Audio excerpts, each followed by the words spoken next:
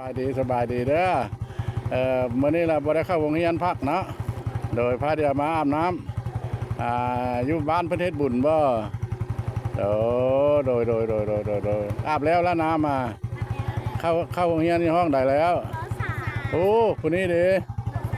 โอ้อันนั้นเด้เก่งตั้งใจเรียนเก่งเลยล่ะเด้อเรียนให้ได้เป็นเจ้าเป็นนายเด้อขอบใจโดยบาย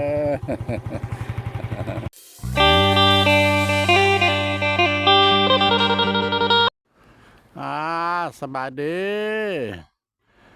มาฮอดแล้วตูบแคมสวนบางท่านสิบ่ฮู้เนาะว่าตูบแคมสวนเนี่ยอยู่ไสตูบแคมสวนนี่ล่ะอยู่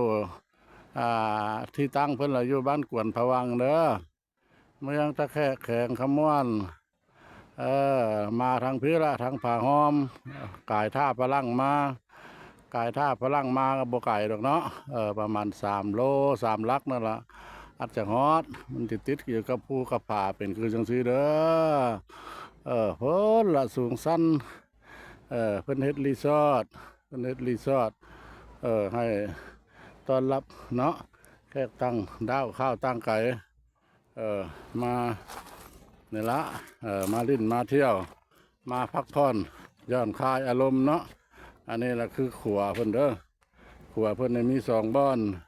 เป็นไซส์สำหรับว่ายามฝนแล้วมันสิมีน้ำหลายนี่ล่ะอันนี้ล่ะมันแห้งแล้วมันเป็นคอนของมันลัดมานี่ละห้วยแท้แล้วอยู่พุ่นมีขัวอยู่3 บ่อน 4 บ่อนเนาะมีสะพานหลายบ่อนอันนี้แล้วมันเป็นขัวเนาะแรงที่2มีขัวแรงที่2แล้วตัวนี้แล้วมันเป็นแม่น้ำใหญ่เนาะแม่น้ำสายลักตัวบ้านเมื่อกี้นี่แหละขัวกี้นี่แหละมันเป็นแยกมันซื่อคอนมันอันนี้แหละคือเหือเนาะเหือท่าผู้ใดอยากมาลิ้นมาเที่ยวเป็นรอรับไว้นักท่องเที่ยวเนาะแขกต่างดาวข้าวต่างไก่ที่ว่า อยากมาลิ้นมาเที่ยวล่ะอยากไปสัมผัสบรรยากาศเนาะขี่เหือแล้วก็ติดต่อทางอันนี้ละคณะกรรมการเพิ่นอยู่นี่ละเพิ่นก็คอยรับตอนฤดูร้อนสิมาถึงแล้วเด้อท่านผู้ชมเดือน3 เดือน 4ออกมาแล้วก็ถือฤดูร้อนเนาะอยากมาสัมผัสกับธรรมชาติภูผาป่าไม้แม่น้ำลำคลองมาได้เด้อนี่แหละเย็นสบายน้ำในใสนี่แหละ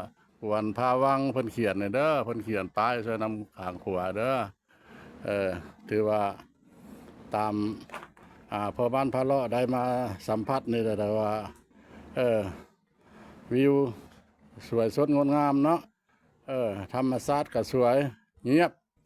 บ่นันบ่นองผู้ใดมีครอบมีครัวเนาะพาเดี่ยวมาลิ้นมาเที่ยวมากินข้าวป้ามากินอยู่ที่นี่เด้อเงียบดีคันว่าตัวอย่างกับบ่แม่นว่าเราคือท่าพลัง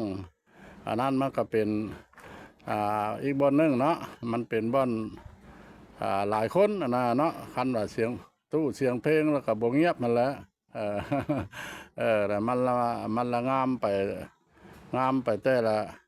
ละอย่างเนาะอยู่นี่แหละถือว่าเงียบผู้ใดมีสู้มีแฟนมีผู้บ่าวผู้สาวนัดเดี๋ยวมาเล่นนั่งอันนี้ละอยากน้ำหวานเอาน้ำหวานมากินอยากหยังก็เอามาดื่มเนาะสะดวกสบายหลายเพิ่นเฮ็ดเป็นกระท่อมเด้อเพิ่นคอยครับนักท่องเที่ยวฤดูร้อนมาแล้วเชิญบรรดาท่านผู้บ่ฮู้บ่เห็นบ่เคยได้มากะถ้าว่าเห็นการซองเนาะเห็นทั้งซองเห็นทั้งคลิปของพระบ้านพระเลาะนี่แหละตามมาเด้อ มาทางเส้นทางเลขที่13มาฮอดขมวนคันบรรดาอ่าประเทศเพื่อนบ้านเนาะคือประเทศไทยหรือว่าประเทศ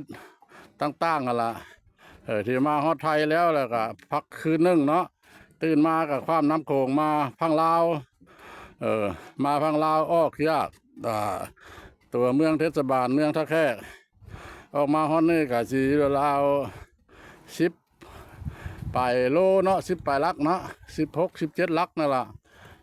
คันบรรดาท่านที่ว่าเคยมาท่าพลังแล้วก็ใกล้แล้ว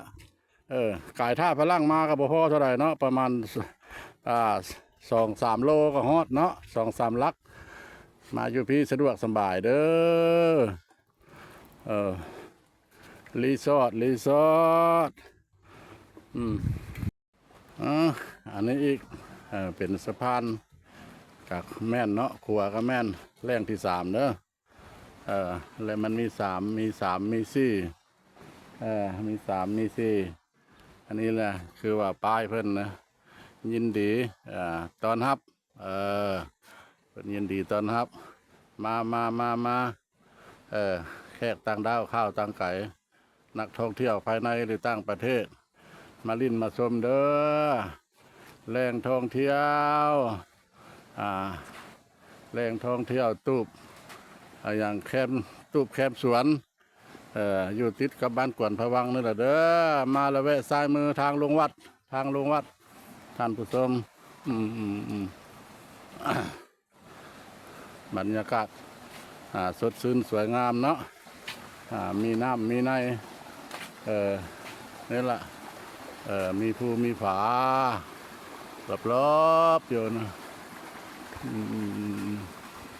เอาการถ่ายทำเนาะเฉพาะรีสอร์ทเนี้ยได้พาท่านผู้ชมไปหู้ไปเห็นกับสิประมาณนั้นละโอกาสนี้ขออนุญาตนำท่านผู้ชมขอจบคลิปไปเพียงซ้ำนี้เนาะโอกาสหน้าจะพาท่านผู้ชมไปหู้ไปเห็นอีกหลายๆบ้านคำว่าสบายดีสวัสดี